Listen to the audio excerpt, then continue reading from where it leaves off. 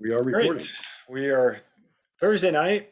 We're a little early, six Hello, Eric. o'clock. But thanks to Bob and Chris for accommodating. Uh, Thursday night's member spotlight, and this will be a fun one. I'm John Mercer, president of Las Vegas Tri Club. We've got Bob Gambo, co-host. Hey, Bob, how's it going? Fine, thank you. Doing good. So he's recovering from his climb that we were just talking about over in Hawaii. A little jealous, and he's still there. So I'm really jealous, but that's good. Well, you guys come back and I'll do it with you, all right? There you go. That would be great. Well, tonight our member spotlight is with Chris Leslie. Chris, thanks for joining us. This is fantastic. Absolutely. Thanks for having me, guys. And I really share something in common with Chris, even though he's a new triathlete. He is in the Clydesdale division, and you can't miss him because he's 6'4", riding a 61 frame. Yeah. He's a big guy. And I was in the Clydesdale division when I came back racing in 2007. So I have an affinity for that division. So you're representing now. So that's awesome. Yep. Yeah, you know, Chris, you're gonna be having a lot of people who want to ride with you now, knowing that you're 6'4", because you make a killer draft. Yeah. Oh yeah. That's right. When I do the lifetime rides, I always get people behind me saying, "Stay right there." Yeah, don't move. keep up that pace. I'm a good draft and a good shade. So Oh, I love it. if you see me out there now, I got a new bike now, so it's highlighter color, like a high vis color Cannondale, so you can't miss me. Oh, Oh man, talk about a leading, somebody to lead a pace line. Yeah. That's fun. that's great. Well, let's get started, and I'm going to turn it over to Bob for the official introduction. Okay, thank you, sir. And again, we're really happy to have Chris Leslie here. And Chris has got an interesting story. He was on the Facebook page for about a year and watching things, and he signed up for the Rage triathlon, and that got canceled. Yeah. Oh, yeah. Signed up for the Rage, and that got canceled. And then his first triathlon was our club tri. No, it was Sand Hollow. Oh, Sand Hollow. That's right. The first one was Sand Hollow. And I was thinking of LV Tri. You're right. It was the Sand Hollow. And what was interesting about it is that that was the Olympic. He went in his first triathlon. Yeah. He did the Olympic distance, and not many people do that. So major kudos to you for doing that. Thanks. And then you did the club tri, and you did real well in the club tri. I did. So, yeah, I had a lot of fun there. Yeah. So thanks for doing this with us tonight, and welcome. And thank you. So tell us what made you sign up for Sand Hollow, and then what made you it's like, how'd you get this crazy idea to do an Olympic triathlon to start with? It's kind of a crazy story. So there's a kind of a couple buddies of mine, Mason and Guillermo, and we've been working out for years together. We've been doing CrossFit and weightlifting for a lot of years. And to this day, I don't think anybody still knows why, but Guillermo decided to sign up for Lake Placid, just out of the blue, right? Full Ironman in Lake Placid, across the country. Good and grief. So like I said, nobody knows why, even to this day, why he signed up for that. So we started training for it a little bit. He started running more. We were doing CrossFit. We're kind of doing this stuff. So we added more running into our routines. And this was like late 2019. 2020 comes, COVID hit, and we started programming our own workouts because a lot of the gyms are starting to close down a lot. And so we started adding a lot more running, and then a lot more, assault bikes, things like that, to our workouts. And we were programming really long workouts, like 1.5-hour, 2-hour workouts sometimes, just real grueling kind of stuff. And so then after a while, me and my buddy Mason, we were like, this is kind of fun. Why don't we sign up for a try? And so I kind of hit him up out of the blue one day, and I said, hey, Venmo me $180. And he said, what for? And I said, just Venmo me $180. I'll tell you later.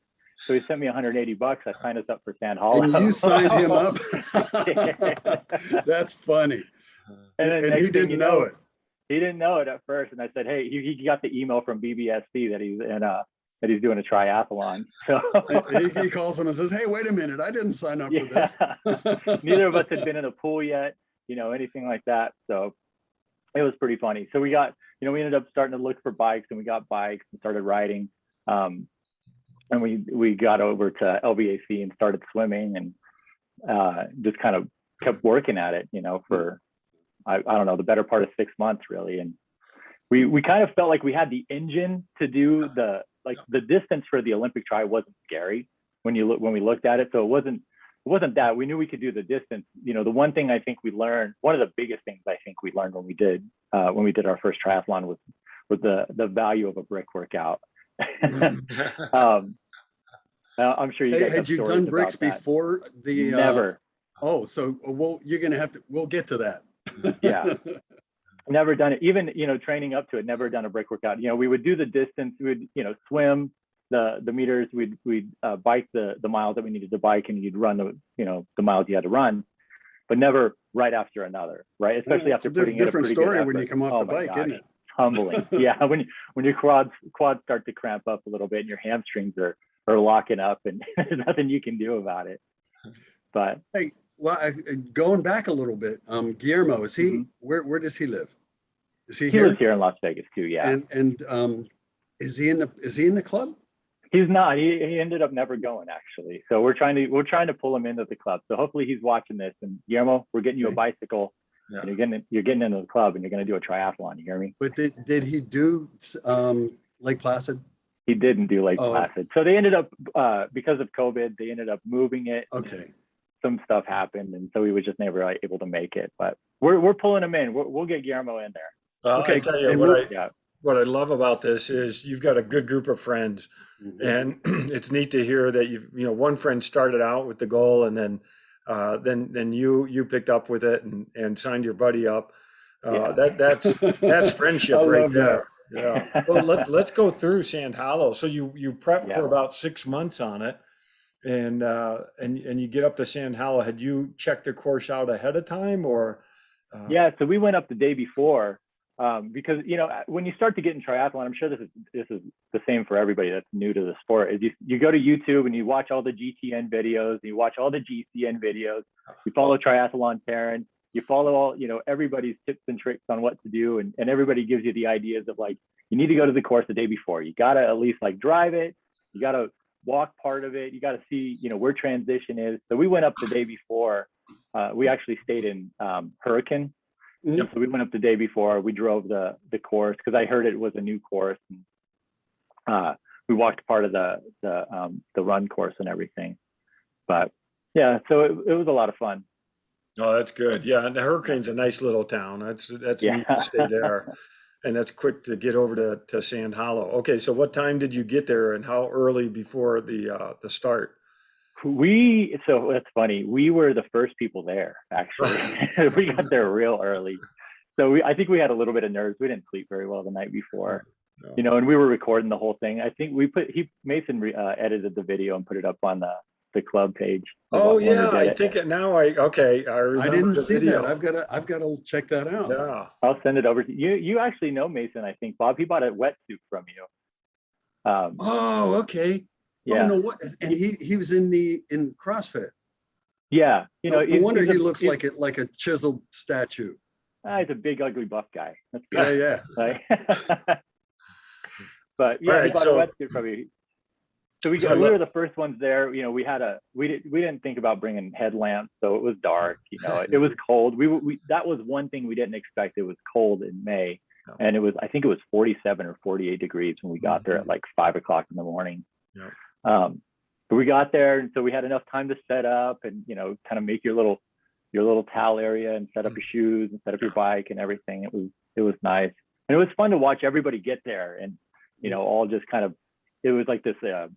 It's electric, right? The energy that you feel as everybody's setting up their stuff. It's really contagious. And so, being in sport, or at least doing CrossFit and having some form of group activity and group sport and doing competitions there, you start to crave that feeling a little bit. So this was on a scale that I hadn't been a part of, on this level of stuff.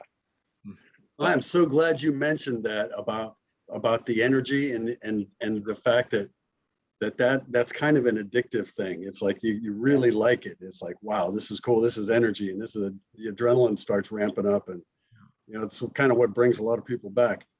Yeah. So, you know, you start to put your wetsuit on, you get ready and you get down there to the water, like you put your feet in, you're like, this is way colder than I thought it was going to be. Right. And you're like, what am I doing here? Like, I didn't train hard enough for this. Yeah. So All the things that everybody has the same things. Have I trained enough for this? yeah, Yes. you're like, is it too late to back out? It's kind of. Now, I'm curious, with you said you swam at LVAC. Did you have open water swim experience, or did you do any practice in the open water ahead of time, or is this all new? None. It was all new. Dude, Yeah. that's impressive. We actually, I can't remember when the swim clinic was up at, I went to that at least once or twice. I can't remember if that was before I think that was before Sand Hollow. I think, So, I think we did one at Lake Las Vegas. I think that was, yeah. So we went out there once or twice to get just to, you know, to at least get 750 meters in, just to kind of feel what that was like. And so we had that at least, but never done any sort of distance in open water before, just in the pool. All right. So Sand Hollow, you jump off the docks and it's a in the water start. So what was going through your mind as you jump in the water and you're looking at that first buoy out there? It was further away than I thought it was going to be. That's for sure. It was, and then when they said you had to do 2 laps, that was even worse. For the Olympic, that's right. Yeah. You know, the one thing that was really tough, I wasn't expecting, was the sun was coming up right there, right where that buoy was. And so every time I'd try to look up in sight, it would just be sun. You know, so I'm trying not to get kicked in the face. I'm trying to just kind of like draft on some people and keep my space a little bit. Trying not to kick anybody else in the face, but just keep, you know, thoughtful. Well, that's great. Thanks. Well, that's great, because it sounds like you have the fitness, and you know, from all the CrossFit you were doing plus the prep for the race. So it certainly sounds like that's got some confidence. But that's impressive that you did the open water swim without a lot of open water. That's right.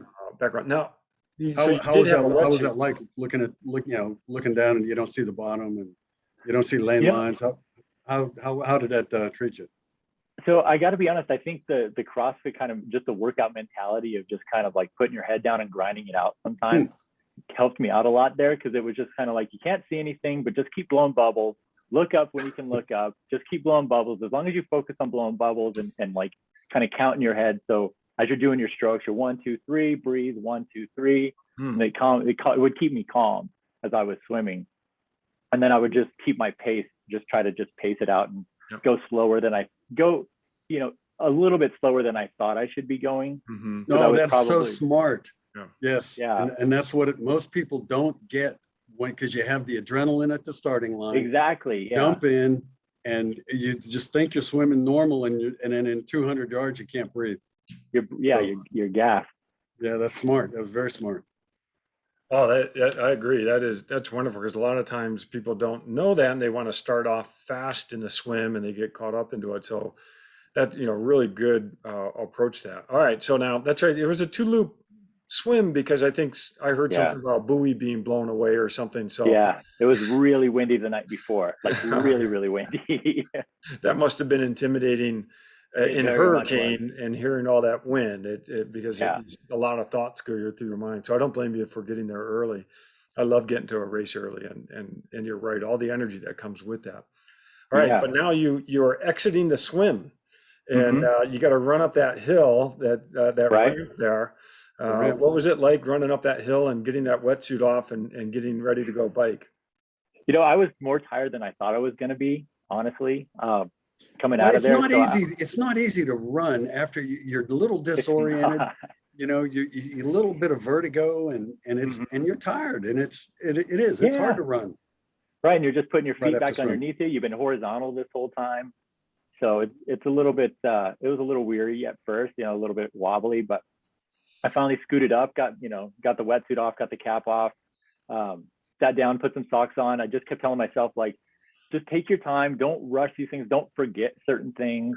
You know, this is just kind of an establishing, like, let's see how, you know, let's finish. Let's not necessarily be totally competitive, but like, let's finish, and let's not do stupid stuff. I'm Right. impressed. This is really a I very, know. mature approach to triathlon. So this Yeah, is you really got great a to lot. hear. You got a lot of people kind of hating you for this because it's like you didn't make all the stupid rookie mistakes that most people Mm. like I made a Well, boatload of them. I'll tell you what I did though is I took a little bit too long. So my first transition was about 8 minutes, I think. I sat down, I put socks on. My biggest mistake was I put a bunch of cliff like blocks, those little jelly candy Yep. things into the side of my tri suit, and they all just ended up melting in there. So that was a mess. I did take too much caffeine. I was drinking coffee in the morning and eating those cliff things, and so it kind of messed my stomach up a little bit by having Yeah. too much Yeah. caffeine. That kind of worked out, but yeah, I just kind of wanted to feel it, everything, right? So I got on the bike. It was colder than you thought it was going to be. I didn't expect to be that wet still. You just try to just get out there and hop on and get out of your seat for a little bit and warm up. How long did it take you for your legs to wake up and for the to settle in? Probably, I would say at least 5-6 miles. Yeah. Somewhere in there. Because when you came out of San Hollow, you just hit those first hills right there. And it probably wasn't until we started going to some of the downhills, and then the nerves started to kick back in a little bit because you're going fast. Yeah. And I didn't mention this. So I was in a bike accident a week before San Hollow too. Oh no! No kidding. So I had wrecked over on the trail, on the Union Pacific Trail, and so I had a big gash in my arm. I had to go get stitches. Oh, So I was doing this whole thing with stitches in my kidding. arm and road rash all through my arm. that's Yeah, I had to go painful. get 3 stitches. But I didn't. The crazy part is I didn't feel any of it. Yeah. While we were out there. So when I got out of the water, my wife made me carry this big bottle of like antibacterial spray. Yep. And she was Smart like, woman. empty the whole bottle when you get out of the water. So I emptied the whole bottle on there, and I wore a sleeveless suit. So I just kind of kept it open so it would dry out a little bit. Yeah. And, but yeah, the bike, it was kind of intimidating riding on that part of the highway because of the car that was still open to traffic. All And I right. wasn't used to riding with that many people that were kind of passing you and that were a lot faster. I mean, a lot of people were racing, right? We're all out there racing. So, and they had those divots. I'd never been on a road that had those divots that you went over, and it was the rumble strips. Yeah. the rumble strips. Yeah. That'll wake that's you a up. great point that it is a new experience in doing a race, and you've got a lot of other people riding with you, obviously in the same direction, but still there's, a lot of people, and Sand Hill is usually pretty good numbers there and cars. So that's a really good point. But I'm really impressed that you decided to still do the race after getting a bike wreck. Now I always say there's 2 kinds of cyclists: those who have crashed and those who are going to. So you are in those who have crashed group. Yeah. But that's impressive to get back up and then still go and do the race. So congratulations. Yeah. On that. And that was really resourceful of you as well and your wife you left it open, you sprayed it down with the antibacterial and let it dry out. And that was thoughtful. I mean, you were thinking.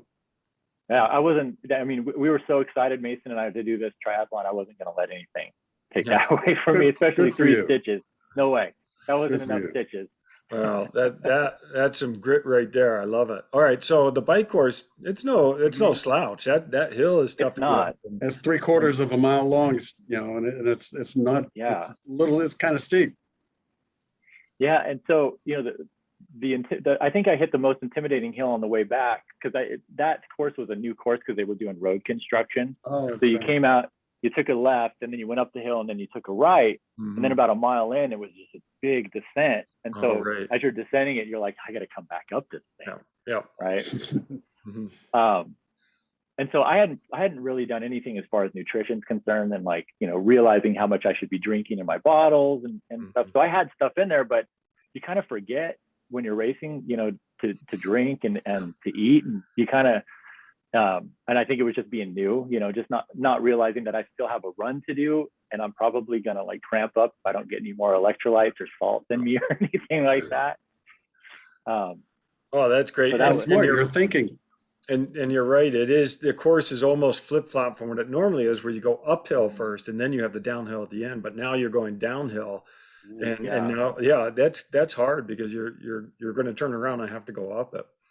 Right. All right, so this is neat to hear you talk about nutrition, and that's certainly your first race. That's not easy to nail down. So, but No, you have yeah, no that's idea so, what to again, expect. it's so great to know that you're aware of this, and Yeah. I just see you on a real upward trajectory. All right, so now you come in on the bike. The bike went uneventful, other than the hills. Yeah, it was fine. I mean, I lost my chain at one point on an uphill, but I got it back on, and I figured as long as I didn't have to walk back up that last hill, I'd be fine. So luckily, I didn't have to walk up that hill. Oh, I hate when the chain comes off. So tell us, you finished the bike, and you had mentioned the fact that you learned the lesson of doing bricks. So what was that like when you got off the bike and you took the first couple of steps? So T2, that took me about 15 minutes to get through, because as soon as I got back, I had to, like, I hadn't planned it, so I ended up having to use the restroom. And then by the time I got my shoes or the cleats off and my shoes on, as soon as I started to kind of walk out, my quad started to just catch fire, right? And started to seize up a little bit. And that's where I knew I had screwed up. I was like, I looked over at my bottles and they were still full. And I'm like, uh-oh. Yeah. You learn from your mistakes. The bigger the mistake, the bigger the lesson. And I because of that last big hill, my quads were just on fire coming back in. Yeah. And so I could tell kind of as soon as I got off the bike and put my shoes on, it was just like, this is going to hurt. Like there's going to be a lot of walking. Yeah. All right. And so now you exit T2 and you got that downhill part right away. Mm-hmm. That probably woke up the legs a little bit, right? A little bit. I kind of was doing the Lionel Sanders shuffle a little bit, right? Just the left leg was just kind of creeping along. Well, and then you make that left turn, and that run is deceptively hard. It is. Because it is this low grade uphill that you don't really notice, but yet it's there and it's slowing you down. So how did that first part go? And did you find yourself eventually getting into a groove? I did. So there was a couple people that I was trying to pace off for a while, and as they would kind of go off, and because I'd have to slow down because my legs were just on fire and my quads were kind of cramping real bad. Then somebody else would come along and I'd kind of pace off of them a little bit. And, I would just, in my head, I was just like, just keep moving as much as you can. Like, try not to walk. You're probably going to walk, but that's okay. But just keep moving. Don't stop. Because I knew if I was to stop, then that's when I'd sit down. Yeah, you lock up. It's hard to get started again. Yeah.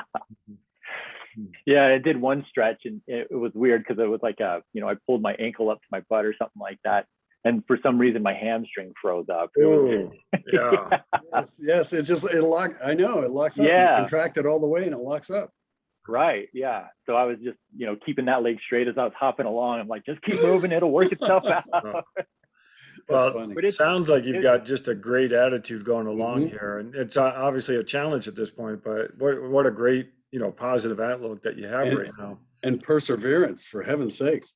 Keep going. Yeah. In those conditions. I didn't want to hear it from my buddies if I didn't finish. That's right. Yeah. All right. Peer pressure is a great motivator. Yeah, that's right. That's awesome. Well, then again, I really think you've got a good group of friends where you can do this, and you signed your buddy up, which is really I like that. That's great. All right, that's so now you hit the finish line, and how was that? That was great. My buddy was actually filming because he had finished first. He's a bit more fit than I am. But so he finished first, and he kind of came back around part of the course, and he had because we were recording the whole thing, so he had his camera, and so he was like, "Come on, you got to do it, you got to finish hard," kind of thing. And so that was a great push through the finish line. That's awesome. And I was exhausted. Yeah, I was really, really exhausted, but but it was a lot of fun. All right, so then you finished that, and obviously, like you said, a bit of exhaustion setting in, but great that your buddy's there. And I mean, were you already thinking at that point you were going to do another one? Oh, absolutely. Yeah, halfway through. As soon as I got out of the water, I knew I was going to do another one, or I knew I wanted to do another one. So, really? Oh yeah, yeah. So you actually knew before you even finished this race, you knew you were going to do another one. Oh yeah, yeah. Some people actually have to finish it, and then they say, "Yeah, I want to do another one." You knew ahead of time. as soon as I hit the water and I was swimming, I was like, this is hard, but it's doable. And it's like, I can get better at this. And with practice, right, it's not going to kill me, kind of thing. It's intimidating at first, right, being able to do all three things, but I just knew, like, being able to do this a lot over and over again, and race and just kind of have fun. Like, I knew about the community and how many people are involved or just do this as a sport, right? It was like a sport that I felt like I could do. Like, I couldn't really, I'm a big guy. It's hard to compete at a lot of things. So, Yeah.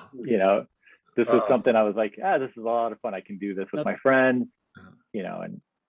Well, talking about the community, you've met people in the club and how are you getting along with the club, and what do you think about the organization? The organization's great. I met Mike Loy. You guys have had him on here through the club, and we train a lot now together. We do a lot of bike rides and stuff. And Chris Fetter, I met through the club too, and Paul Hayes and a bunch of guys that I ride with now. It's fantastic. I think what you guys do is great, and it's nice to be part of, like, it's nice to have this kind of like homegrown feel to it, that everybody comes together and does a thing, and to be a part of that is awesome. I'm a big fan of fitness and this kind of stuff where people come together and just enjoy doing some of the same things and just push each other and do it for the love of the sport, right? And I'm glad you mentioned that. There's a lot of other people need to see it, is knowing that everybody in the club wants you to do well and wants to help. Yeah. So good thing. I'm glad you mentioned that. Yeah, and then you came and did one of our Tri Clubs events, which is fun, and that's a little bit of a challenging course too. But I actually want to fast forward to this weekend. You've got a race coming up. Yeah, we've got Pumpkin Man coming up. Oh. And you were doing which distance? Olympic again. That's great. Have you ridden that course? I have not ridden that course. Oh, I've ridden part of it for the club event. So I think part of it was the club event, but I haven't ran. Well, I've ridden that part where the run is. I've ridden back there before. But as far as the climb up to Boulder City, you realize I have not done that. That's a split transition. I mean, there's the T2 is up in Boulder City. Yeah, I haven't done that before. All right. You're gonna like it. Yeah, I'm excited. It's going to be a lot of fun. Oh, we were hoping to do the Las Vegas Tri, but we had some scheduling conflicts, my buddy and I. But next year we'll definitely do that. I've got Pumpkin Man's on the horizon next week. Signed up as a Clydesdale this time. I didn't sign up as a Clydesdale last time, but I decided, I'm 225 pounds, 6'4". I'm Clydesdale all the way for the rest of my career. Wow. Right?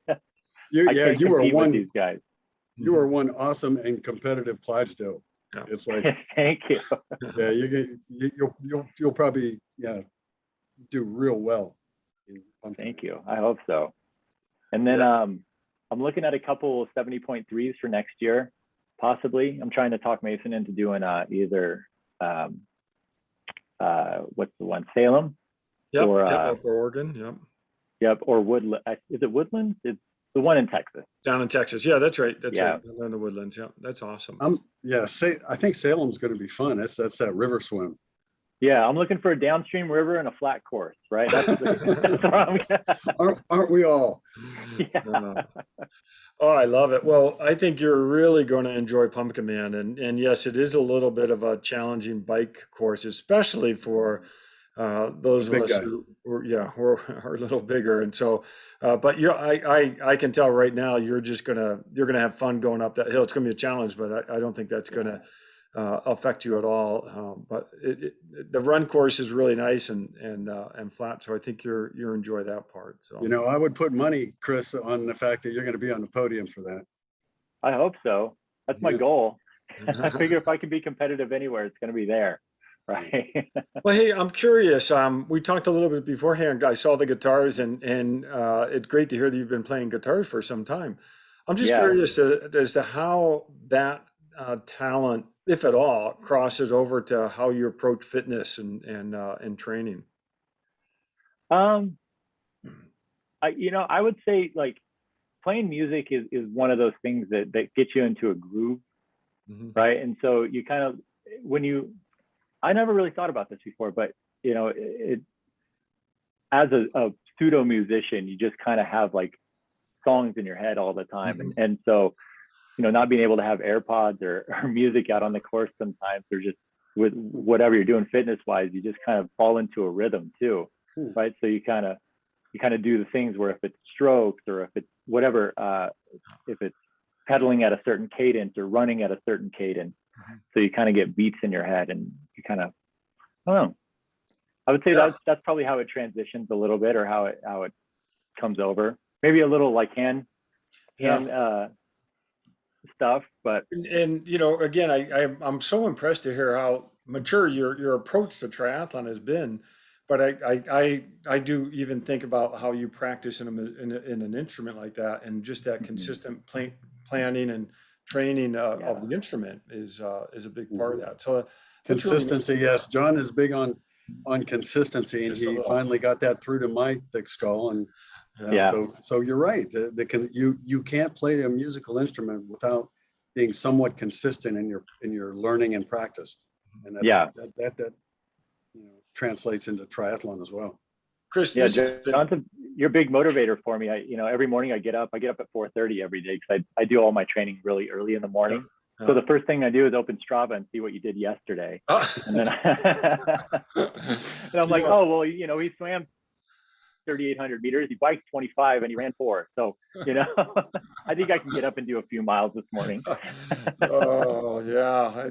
I love the sport, and that is nice about Strava, is that you build that community even a little deeper than what we have in Facebook, or just a little different. So it is fun and motivating to see what people do. Chris, this has been so great to talk with you. I'm really glad we had you on. And I really enjoy hearing how you approach that first race in Sand Hollow. And I'm so glad you joined the club. So thank you for doing this.